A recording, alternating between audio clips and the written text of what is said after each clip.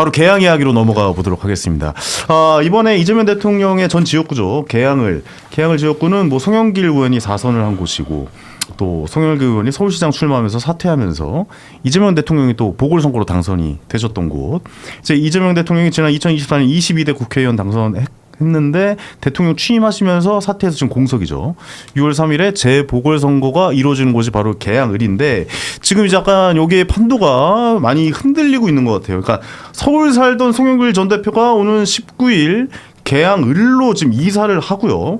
20일에 민주당 복당하잖아요. 예. 그럼 이 말은 뭡니까? 그럼 개항을로 다시 온다라고 저희가 생각을 해도 되는 겁니까? 어떻게 받아들여야 돼요? 본인이 거리로 나가겠다고 지금 선언을 하신 상황이라 우리 당 입장에서는 교통 정리를 해야 되는 상황이죠. 네네. 저는 개인적 의견으로는 송영길 전 대표가 개항을은 안 나오셨으면 좋겠어요. 왜요? 다른 곳을 나가시는 게 좋다라는 생각이 들어요. 왜냐하면 일단 22년에 계속해서 국민의힘에서 지역구 바꾸기 뭐 이런 공격을 해왔잖아요. 근데 다시 돌아간다? 이거는 그 공격을 다시 받기 너무 좋은 프레임이라고 좀 보고, 그리고 개항을 자체가 민주당에게 좀 우호적인 텃밭이에요. 괜찮은 텃밭이란 말이에요. 그러면은 그러니까 송영길이라는 사람은 거기서 5선 했고 인천시장까지 하신 분이고 당대표까지 하신 분입니다. 이 정도 중량감 있는 분이면 조금 더 밭이 안 좋은 데로 가셔야죠. 예를 들어? 뭐 인천에 한 지역구가 더 나올 수도 있죠. 네네. 예를 들면 뭐 현직 의원이 인천시장 후보가 된다면 뭐 그런 곳이라든지, 아니면 본인이 아예 수도권으로 서울로 넘어왔잖아요. 서울로 시장 하겠다고, 좀 더 큰 정치 하겠다고 서울시장으로 왔는데 다시 좀 고초를 겪었다가 다시 그 지역구로 간다? 그럼 앞으로 더 큰 정치 하려면은 한 단계 더 스텝업 하기는 어려울 겁니다. 개항을에 나가서는. 네. 좀 그런 차원에서 다른 지역을 고민하시던가, 아니면 나 너무 오래 쉬었어라고 생각하시면 뭐 다른 쪽은 이 국가직을 맡으시든가 이런 쪽으로 활로를 모색하는 게 맞지. 전 개항으로 하시는 거는 전 개인적으로는 더 큰 정치하시기엔 부적절하다고 봐요. 저 광주 얘기도 나오고 있지 않아요? 그게 뭐냐면요. 네. 저는 송영길 대표가 개항을 이사한다고 했을 때 이상하다라는 생각을 처음 들었어요. 왜냐면은 이분 역시 대표를 했던 정치인이다 보니까 보법이 좀 남다르다. 왜냐면은 국회의원 출마하는 데 있어서 주소지는 중요하지 않습니다. 개항을 나갈 거면 나중에 그 임박해갖고 자기가 나가겠다고 해서 경선부터 되는 거고요. 개항을로 다시 이사를 한다라는 것 자체가 지금 저희가 계속 얘기를 하는 것처럼 여러 가지 얘기들을 만들고 있잖아요. 네네. 그걸 레버리지로 해서 다른 지역을 갈 수도 있다라는 얘기가 조금씩 나오고 있고요. 최근에 송영길 대표가 일단 광주를 자주 가신다는 얘기도 좀 있거든요. 그래가지고 개항을로 이사 간다고 했을 때 송내는 개항을이 아닌 다른 곳들을 좀 염두에 두고 있을 수 있다라는 생각이 저는 들더라고요. 네. 어떻게 보고 계십니까? 송영길 대표가 개항을로 나간다는 거 국민의힘 입장에서는 그냥 보기 좋진 않죠. 뭐 저희가 볼 때는 유죄 받으셔야 되는데 무죄 받았다는 게 납득이 안 되는데 예. 여튼 현실적으로 나오시겠죠. 나오시는데 개항을로. 저는 개항을 가능성이 여전히 좀 높지 않을까. 높습니까? 제가 볼 때 근데 내재적 접근을 한번 송영길 전 의원 대표 입장에서 본다면 기분이 나쁠 것 같아요. 왜냐하면 내가 사법적인 어떤 다툼을 벌이고 있는데 갑자기 김남준이라는 사람이 그쵸, 대변인이죠. 개항을 연고도 없는데 갑자기 대통령하고 연초에 교회에 왔다 갔다. 그러니까 언론에서는 그냥 개항을은 이미 다 정리가 돼서 김남준 나오는 거로 돼 있다. 그렇게 됐을 때 기분이 나쁘죠. 그쵸. 왜냐하면 날 열심히 해가지고 무죄 받으면 나오려고 하고 있는데 이미 감정의 골은 좀 있다. 그런데 제가 알기로는 민주평통 수석 부의장 거기가 이제 이해찬 전 총리가 네네네. 결세하지 않았습니까? 그 자리가 좀 있는데 거기가 장관급 이상이라고 봐야 되죠. 일반적인 장관보다는 격이 높다고 볼 수 있습니다. 상징적인 자리죠. 그렇다면 그거를 이재명 대통령이 조금 그쪽으로 모시고자 한다는 얘기를 좀 들었거든요. 송영길 전 대표를요? 예, 그쪽으로. 이거 성에 차할까요? 아니 그렇죠, 안 차죠. 왜 안 찰 것 같은데요? 안 차니까 화가 더 난 거죠. 성에 안 차서. 성에. 그래서 그러네요. 예. 그러니까 이거죠. 그러니까 명분이나 그런 거 했을 때 왜 송영길 대표가 갑자기 개항을 해서 드랍을 하고 서울시장 나갔냐? 서울시장 이기려고 나갔겠습니까? 아닙니다. 자리 비켜준 거거든요. 네네네. 그리고 그때 박지원 비대위원장이 당시 이재명 대통령이 아마 고문인가 뭐 그런 거였을 것 같아요. 대선 지고 나서 전화해가지고 콜했다는 거 아닙니까? 콜. 그래가지고 문제가 됐었죠. 논란 속에서 개항을 해서 했는데 그 이후에 AS가 안 좋았던 거예요. 송영길 대표에 대한 그런 게. 그래서 감정의 골이 있는데 그래서 내가 볼 때는 그래도 내 고향 와서 하고 싶다는 마음이 있는데 자꾸 딴 얘기가 나오는 거에 결국 기분이 나쁘다. 그러니까요. 아니 이거 어떻게 정리가 될까요? 좀 봐야 될 것 같은데요. 네. 사실은 지금 김남준 대변인 진짜 이거 속상할 것 같은데요. 만약에 김남준 대변인도 안 되면. 근데 네. 지금 어쨌든 민주당이요. 그 안에서 내부적으로 교통 정리가 잘 되고 있는 되고 있다고요? 편인 것 같더라고요. 아, 그래요? 그러니까 이제 송영길 꼭 대표만이 아니더라도 모든 차원에 있어가지고 잘 정리가 되고 있어서 어차피 김남준 대변인이 나간다라는 것 자체는 청와대 기자들 사이에선 기정사실화돼 있는 거고 거기서 뭐 경선이라든가 이런 방식으로 뭔가가 해결되지는 않을 것 같아요. 그러면 상처만 남잖아요. 네네. 그렇기 때문에 김남준 대변인이 어쨌든 이재명 대통령의 지역구였던 계양을에 출마하되 송영길 대표에게는 또 다른 정치적 가능성을 열어두는 쪽으로 좀 해결이 되지 않을까라는 뭐 예를 생각이 들어서 들고 내각 뭐 기용설? 내각도 가능할 것 네네. 같고요. 내각보다는 근데 제가 봤을 때는 뭐 지금 어쨌든 재보궐 선거 지역구가 여러 개 생긴단 말이에요. 네네. 그 중에서 이제 좀 당선이 좀 어쨌든 이름값도 있고 지금 민주당이 우세한 상황이니까 당선이 좀 유력시 되는 곳에 이제 공천을 줘서 출마를 하고 그다음에 송영길 대표는 이제 또 이제 8월에 전당대회가 있으니까 거기까지 좀 내다보고 있지 않을까라는 생각이 듭니다. 네네. 민주당에서 뭐 정리가 좀 돼가고 있는 겁니까? 뭐- 나오는 얘기는 없습니까? 뭐 저는 글쎄요. 일단 송영길 전 대표님은 의지가 좀 있으신 걸로 알고 있어서 개항의 의지가 네, 있으신 거죠. 교통정리가 쉽지는 않을 것 같은데 네네네. 근데 교통정리를 하는 게 저 좋다고 계속 말씀드리는 게 저는 송 대표님 생각해서 얘기하는 거거든요. 그러니까 지금 송 전 대표님에 대해서 민주당에서 그래도 우호적 분위기가 있는 것은 문제가 발생했을 때 탈당하면서 당의 부담을 최대한 덜 주기 위해서 선당우사했다는 이미지를 지금 갖고 있는 건데 네. 근데 그런 다음에 당에 돌아와서 뭔가 당내에 뭔가 막 분쟁을 일으킬 만한 행동을 계속한다? 그럼 또 선당우사가 아니거든요. 저는 지금 가장 좋은 거는 나 이번에 출마하고 싶다. 뭐 그게 뭐 공직 아니더라도 된다. 뭐 공직 말고 난 나는 정치인이기 때문에 난 출마를 하고 싶다. 근데 어느 지역이든 그건 당에 일임하겠다. 당에게 나를 쓰일 만한 곳에 써라. 내가 뭐 험질하면 험질라도 나가겠다. 전 이런 식으로 하는 게 더 큰 정치를 할 수 있는 모멘텀이 되지. 개항을 끝까지 혹시나 고집한다? 그러면은 저는 아니 힘들 것 같아요. 갑자기 막 그러다 대구 진짜 나가라고 험지감이 하면은 진짜 험지감이 대구 나가. 그거 당해서 대구로 보내진 않겠죠. 아니 왜 날 여기로 부르는 거야? 갑자기 이러는 거 아니에요? 뭐 동서통합 뭐 이런 것도 있으니까요. 그런 다음에 네. 당해서 대구로 보내면 약간 싸우잖아요. 그때 분쟁을 최대한 일으키지 않으면서 할 수 있는 곳으로 보내달라. 오히려 그렇게 되면 그것도 사실 당 부담이거든요. 그렇죠. 왜냐하면 대구를 제외한 뭐 대부분의 지역구에 지금 후보군들이 있어요. 후보군들이 막 있는 상황에서 그렇다고 가서 경선하라고 할 수 없고 이거 어떻게 해야 되지? 사실- 상당히 애매한데 그렇다고 해도 그 개항을은 제가 아까 말씀드린 것처럼 다른 지역이랑 달라요. 본인이 약간 욕심내는 이미지는 개항을 해서는 비춰질 수 있어요. 민주당은 제가 알기로 재보궐 선거는 다 전략 공천 지역구잖아요. 아, 네, 맞아요. 재보궐 그래가지고 경선을 굳이 안 해도 돼, 그렇군요. 안 하는 식으로 정리를 할 거고요.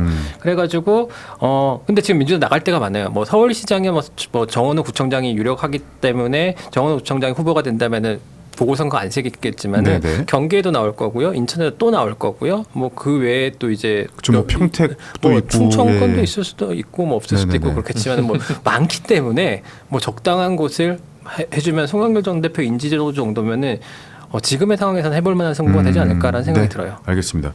국민의힘은 아무래도 개항 쪽에 선좀 많이 힘들었잖아요. 근데 지난번 선거에서 이재명 대통령 나오셨을 때 좀 약간 비슷하게 지지율이 나오면서 저거 이길 수도 있는 거 아니야 이렇게 생각하는데 결국에는 뭐 안 되긴 했지만 개항 쪽에는 약간 좀 어떻게 나오실 분이 원희룡 계십니까? 전 장관이 진짜 선전했습니다. 그렇죠. 어떻게 보면 뻔히 보이는 수인데 정치인으로서 참 험지에 가서 최선을 다해서 결과가 안 좋았는데 그런 과정에서 저희는 좀 이겼으면 하는 바람이 좀 있었거든요. 그래서 지금 언급이 되는 분들 중에서 김문수 전 장관 얘기가 조금 나오긴 하는데 김문수 예. 전 후보요. 예. 아, 근데 그래요? 모르겠습니다. 개항에 예, 모르겠고 오. 그거는 이제 저도 누구한테 들은 건 아니고 일부 언론에서 이제 이름이 좀 언급되고 김성태 의원이나 몇몇 의원들 김성태 전 의원이나 몇몇 분들은 네네. 한동훈 전 장관이 거기 가서 만약에 한다면 그거는 소위 말해서 국민의힘에 도움이 됐지 마이너스가 되진 않는다. 예를 들어서 저는 한동훈 전 대표가 대구에 만약에 나가셨을 때 국민의힘 후보가 나오면 3자 대결 됐을 때 본인이 압도적으로 이기기는 현실적으로 힘듭니다. 도리어 민주당 후보를 가 이길 가능성을 키워주는 거거든요. 그러면 그 이번 선거에 대해서 국민의힘이 바라는 거나 국민들이 바라는 게 이재명 정부에 대한 견제인데 거기에 있어서 본인의 역할이 도리어 상대를 도움될 수 있기 때문에 결과도 그렇고 그 과정의 어떤 프레임 싸움에서 도움이 안 됩니다. 그래서 저는 백의종군하거나 아니면 개항 쪽에 나가서 최선을 다하시면 거기에서 선전하면 대선급이에요. 그렇죠. 그렇죠. 만약 개항에서 이긴다면 근데 아니. 사실 근데 나올 가능성은 기본적으로 국민의힘은 험지에서 희생한 사람들에 대한 배려가 없습니다. 아니 근데 이 말은 약간 좀 그렇게 들잖아요. 가서 죽어. 아니 그리고 당해봐 한번 약간 이런. 김은수 후보는 네. 부쩍 그러니까 경기도 국회의원이었다가 경기도지사 하시다가 네. 그가 대구에도 출마하셨었고 서울시장 후보로도 출마하셨었고 이번 인천까지 나가게 되면 전국구죠 뭐. 그게 전국구입니까? 그냥 너 좀 너무 함부로 쓰는 거 아닌가? 현실적으로 네. 개항이 제가 인천 당협위원장, 저는 인천 연수 의리거든요. 그러시군요. 예. 그래서 이제 아는데 어려운 지역구입니다. 호남이 인천에서 검단하고 개항 쪽이 굉장히 많거든요. 그래서 어려운 지역구이기 때문에 저희는 이번에 누가 나가든지 간에 거기에서 최선을 다하시는 분들한테 페이버를 줘야죠. 험지에서 진짜 최선을 아니 다하시는 그러면은 분들한테. 한동훈 대표가 그 무소속으로 개항 나오면 국민의힘 후보 안 냅니까? 그런 거는 이제 정무적으로 봐야겠죠.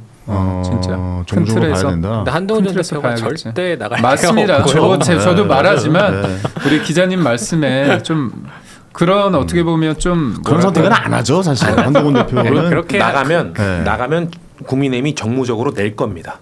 오히려 네, 정무적으로 자객을 낼 겁니다. 저는 그 사람은 무슨 죄예요? 아니 제가 나가시는 분은. 안 낼 겁니다. 만약 안낼 그 것이다. 정도까지 되면 네. 안 낼 겁니다. 근데 이 모든 게 전제가 이제 출마했을 텐데 그 그렇죠. 자체를 안 할 거다라는 생각이 들기 때문에 예. 아마도 국민의힘은 개항을이라든가 이런데 지난번에 21대 총선 때도 그랬거든요. 이제 뭐 벨트를 젊은 친구들 이렇게 벨트 만들어 가지고 거기 험지다 보냈거든요. 네.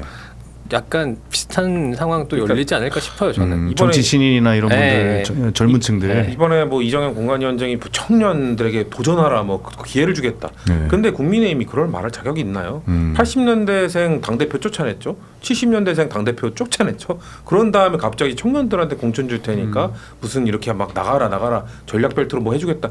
그렇게 한들 누가 진정성을 믿겠어요. 그래서 저는 이정현 공천위원장 개인적으로 좀 아는데 요번에 이분이 41년 동안 정치를 하셨거든요. 네네. 요번에 여러 가지 좀 생각이 많으시더라고요. 그래서 생각 이상으로 굉장히 쇄신 있는 혁명적인 공천이 이루어질 겁니다. 그래요? 네. 아니 맥이 푼다는데 맥이 어디 있습니까? 네? 지금 개울에 지금 붕어도 없고 가재도 없는데 메기를 푼데 그 메기만 풀면 어떻게 하려고 그래요? 네. 그 메기 어떤 메기가 그 뜻이 뭐예요? 아까 결국 이정현 뭐냐면요. 공관위원장은? 이기는 공천과 헌신과 결단이고요. 다음을 준비하는 공천이라고 제 나름대로 생각을 해 부분이 있는데 다음을 준비하는 공천. 그러니까 이게 뭐냐면요. 그렇습니다. 지금 말씀하신 것처럼 세대 교체, 정치 교체를 할 겁니다. 공천에서. 그렇다면 네. 누군가 헌신을 해야 되거든요. 헌신을 자발적 헌신을 요구하겠지만 아니면 어떻게 할까요? 그거 보시면 됩니다. 근데 헌신 같은 경우에는 이제 기존에 자리에 있던 사람이 거기 나가지 않거나 그렇죠. 좋은 자리 예를 들면 뭐 경북이라든가 뭐 대구라든가 뭐 그런 게 헌신이 될 것이고 아니면은 험지에 본인이 출마한다거나 그렇죠. 뭐 이런 거잖아요. 근데 헌신을 강요할 수는 없잖아요. 그러니까 나가지 않겠다는 사람 억지로 나보낼 수는 없잖아요. 그러니까 나가지 않겠다는 사람 나는 나가겠다는 사람을 헌신이네. 막 이렇게 되는 거죠. 헌신. 나는 여기 꼭 나가겠다는 사람을 끌어낼 수는 있을 것 같다라는 생각이 드네요. 맞습니다. 그러니까 결국은 자발적으로 어떤 분위기를 보여줄 겁니다. 보여줬을 때 너무 몰리거나 너무 그러면 어떻게 보면 공천위원장의 자리는요 욕먹는 자리입니다. 지금 대구 지역에 피바람을 일궈셨습니다. 그러면 기존에 계셨던 분들 안 나오고 대구 지역에도 새로운 뭔가가 모르죠. 근데 네. 그게 언론이요. 야, 쉽지 않을 것 언론도 같은데, 그렇게 보고 있습니다. 네. 그러니까 저는 뻔한 거지만 그 뻔한 것들을 충족시켜 주는 게 저는 정치고 거기에서 변화를 이끌 수 있다고 보거든요. 네네네. 제가 예를 들어서 패널로서 참여하는데 대구 어때요? 근데 대구는 박 터지는데 경기도는 없네? 여기서 이미 확 무너지거든요. 그렇죠. 무너졌죠. 그렇다면 이게 저만의 생각은 아니잖아요. 많은 사람들이 공감하는 지점인데 그 공감하는 지점을 공관위에서 공천관리위원장이 풀어줘야 된다는 거고 저는 이정현 위원장께서 당대표도 하고 여러 가지를 했습니다. 아우, 3선을 베테랑이시죠. 하셨잖아요. 네네. 근데 광주에서 당선되셨잖아요. 예전에. 저는 순천. 사실 순천인가요? 순천입니다. 아, 예, 예. 순천 곡성인데 저는 정치인 중에서 어떤 사람이 조금 무섭기도 하고 존경스럽냐면 네. 어떤 위치에서 이렇게 오랫동안 해온 사람이 단순히 시간만 지난 게 아니라 경험을 했잖아요. 그러면 지금은 이때 입장에서는 이게 굉장히 새로운 일 같지만 긴 호흡에서 봤을 때 유사한 패턴이 있습니다. 그때 어떤 방식으로 했을 때 이기고 졌는지에 대한 그런 것들이 있거든요. 그러니까 결국 41년 동안 이쪽에서 보수 정치를 했던 사람 네, 입장에서 마지막에 대한 어떤 뭐 내공을 마지막 마무리를- 마무리하실 것이다. 저는 그런 기대와 네. 응원을 드립니다. 그러면 기대해 본인도 볼게요. 당당하게 전남지사 출마하시면서 뭐 하실 그런- 수도 있을 그런 것 가능성이 같은데요. 있을 것 아니 같아요. 저번에 네. 22대 아니 저 2022년도에 그렇죠. 전남 지사 나와서 18% 얻었어요. 네. 아니 뭐 그쪽에서는 워낙 바닥부터 이렇게 쓸고 다니시면서 지역 주민들과 대단한 거죠. 교류하시는 것도 하니까요. 아니 경기도지사는 어때요? 경기도지사. 어디요? 아, 이정현 아니 공관위원장 하니까 네. 공천관리위원장 헌신을 어떻게 할지 한번 지켜보도록 하겠고, 야 저 이 개항을 좀 이야기를 마무리하면은 개항 출마 이야기를 마무리하면 송영길 전 대표가 저는 제가 봤을 때 개항 나오실 것 같거든요. 왠지 느낌이 이렇게 내가 하고 싶어서 그 주거지까지 옮기신 거면 이건 줘야 되는 거예요. 왜냐면 어떻게 보면 드리고 갔다가 왔는데 다시 줘야 되는 약간 그런 그림이잖아요. 그러면 어떻게 보면 그 당내 당대표의 이 그림도 이 만약 국회의원이 되셨다면 또 굉장히 좀 달라질 거라고 생각이 좀 들어요. 어떻게 보십니까? 만약에 강에 고집을 막 부리셔 고집이란 표현보다는 의지를 끝까지 굽히지 않으셔서 네. 나가서 당선이 됐어요. 네. 그러면은 자, 그 과정 속에서 어떤 분란이 있겠습니까?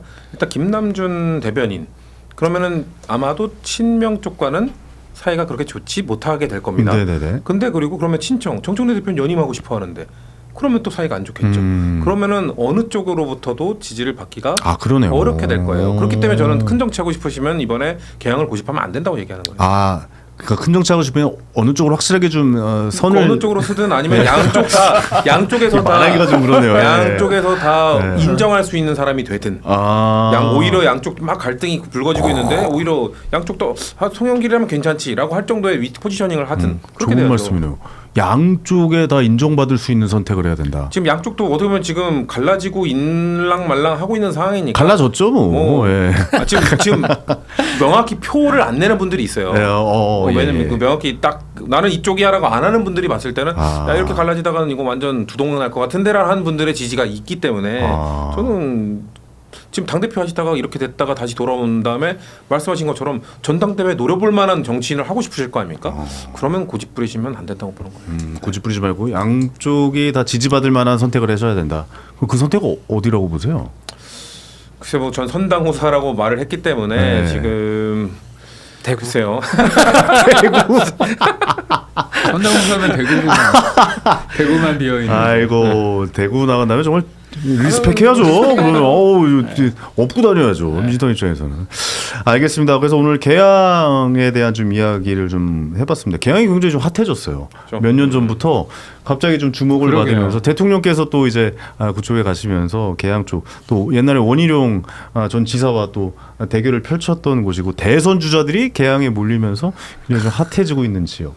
그 지역이 이제 자리가 또 나서 과연 이번에는 어떤 분들이 이게 덩치가 크신 분들이 한번 가면 그 지역이 자체적으로 체급이 올라가네요. 신기한 게. 근데 또 안 가시면요 또 체급이 떨어집니다. 종로가 그렇습니다.